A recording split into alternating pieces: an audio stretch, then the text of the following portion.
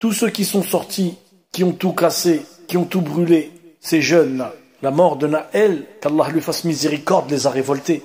Ils sont sortis, ils ont cassé, brûlé, dépouillé, pillé.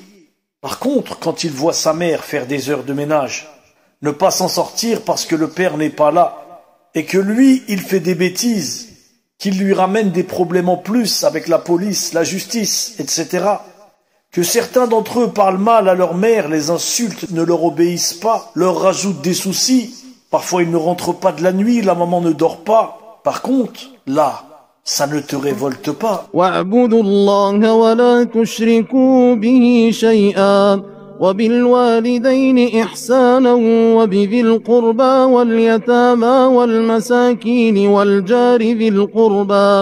والجار ذي القربى والجار الجنب والصاحب بالجنب وابن السبيل. Quand ta mère n'arrive pas à boucler les fins de mois, quelle galère, et qu'elle n'arrive même pas à partir en vacances. Quand tu ramènes des problèmes à ta mère au lieu de lui ramener de l'argent en travaillant, là, ça ne te révolte pas, hein? Je vous jure par Allah, il y a quelques années, j'ai vu la maman d'un jeune descendre du bus et elle était en pleurs. Elle parlait toute seule. Moi, je connaissais cette dame. Son mari l'avait quittée. Elle était triste. Elle travaillait en faisant des heures de ménage.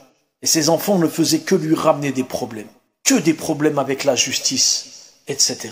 Une maman en pleurs, qui descend du bus, qui revient de son travail, des heures de ménage. Vous savez combien il y en a dans ce cas-là? Quand c'est des conneries à faire, là tu es présent. Tu sors dehors pour les faire. Mais quand c'est pour sécher les larmes de ta mère, être un homme, là, tu n'es plus présent. À quoi ça sert de faire le lion à la maison et d'être un chat avec tes copains? Vous voyez, la mort de Naël, qu'Allah lui fasse miséricorde, est une chose horrible. Mais cette affaire reflète la société, le monde dans lequel on vit.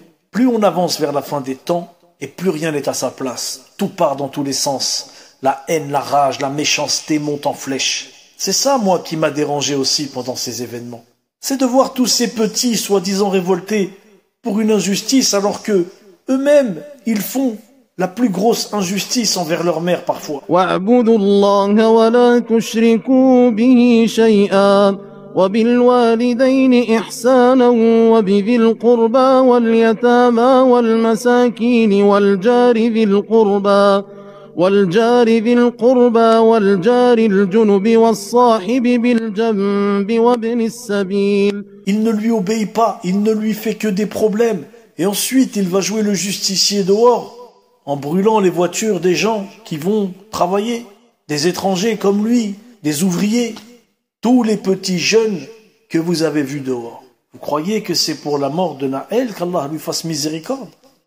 Occupe-toi de ta maman.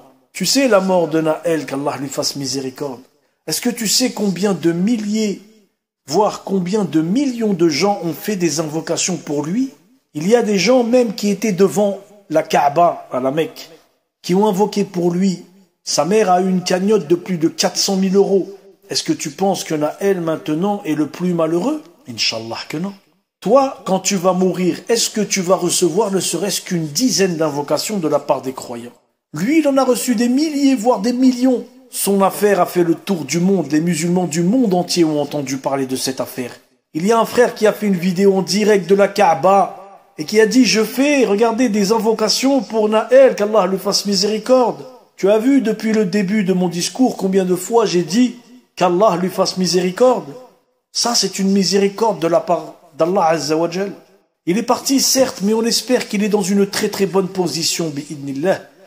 Quand tu fais du mal à ta mère, quand tu fais pleurer ta mère, quand tu fais souffrir ta mère, est-ce que ça, c'est pas une grande injustice qui te concerne plus que la mort des autres?